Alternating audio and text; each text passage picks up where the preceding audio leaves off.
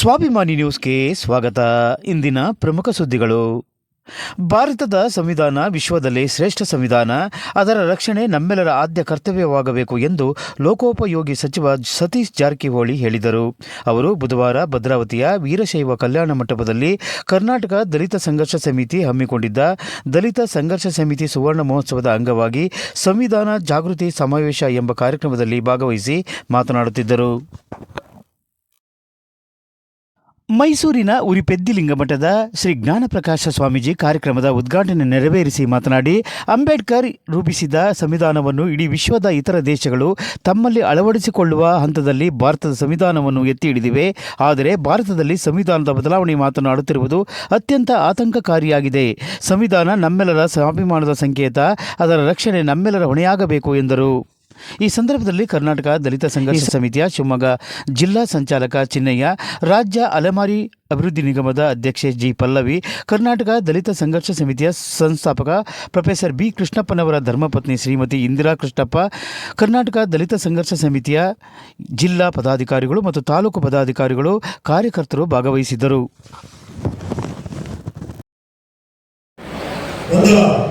ಚಿಕ್ಕ ಬದಲಾವಣೆ ನಮ್ಮ ಸಾಹೇಬರು ಈಗ ಹೊರಡಬೇಕಾಗಿ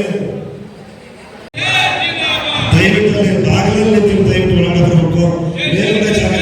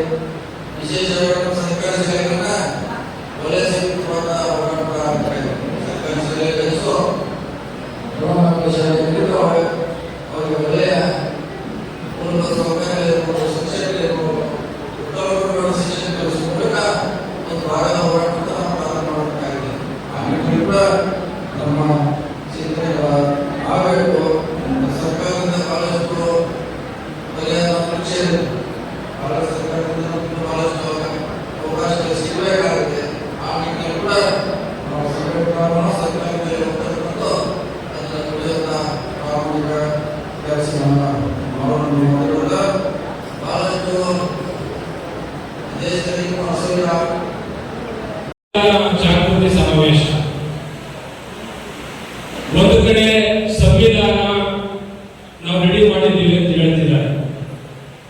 501 ಪುಟಗಳ ಸಂವಿಧಾನ ರೆಡಿ ಇದೆ ಅಂತ ಹೇಳ್ತಿದ್ದಾರೆ. ಇನ್ನೊಂದು ಕಡೆ ಬಾಬಾ ಸಾಹೇಬ್ ಅಂಬೇಡ್ಕರ್ ಅವರ ಸಂವಿಧಾನದಿಂದ ನಾನು ರಾಷ್ಟ್ರಪತಿ ಆಗಿದ್ದೀನಿ, ಪ್ರಧಾನಿ ಆಗಿದ್ದೀನಿ, ಮುಖ್ಯಮಂತ್ರಿ ಆಗಿದ್ದೀನಿ ಅಂತ ಹೇಳ್ತಿದ್ದಾರೆ. ಇದರ ಅರ್ಥ ಯಾರು ಅಂಬೇಡ್ಕರ್ ಸಂವಿಧಾನವನ್ನು ವಿರೋಧಿಸ್ತಾರೋ ಅವರು ರಾಷ್ಟ್ರದ್ರೋಹಿಗಳು ಅಂತ ನಾವು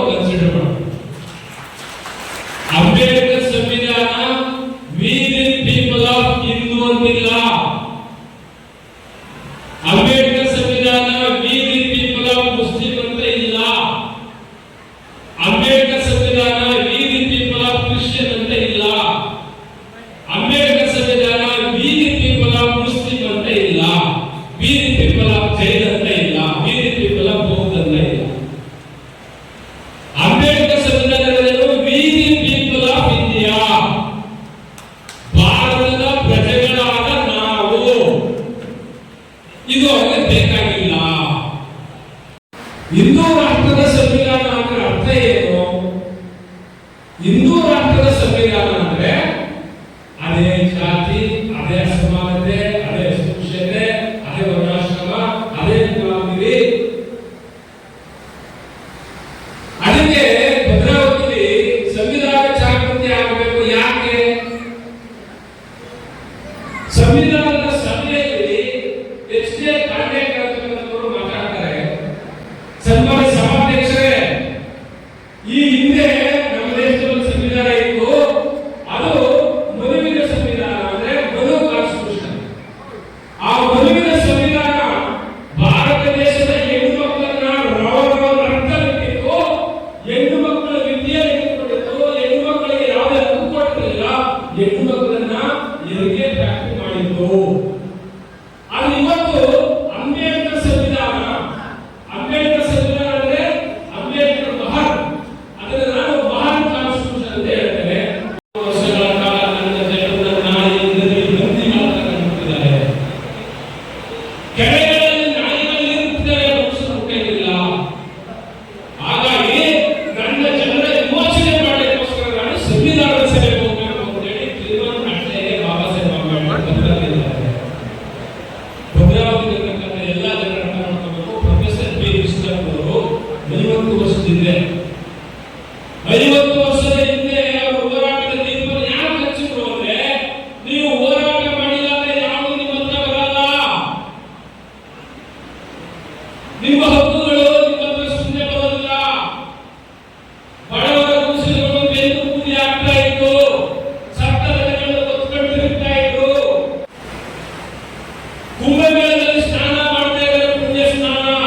ಬಸವಣ್ಣ ಹೇಳ್ತಾರೆ, ಒಣಗುವ ಮರವ ಬತ್ತುವ ಜಲವನ್ನೆಚ್ಚಿದವರು ನಿನ್ನೆ ನೆಟ್ಟಕೊಳ್ಳಲು ಕೂಡಲ ಸಂಗಮ ದೇವ.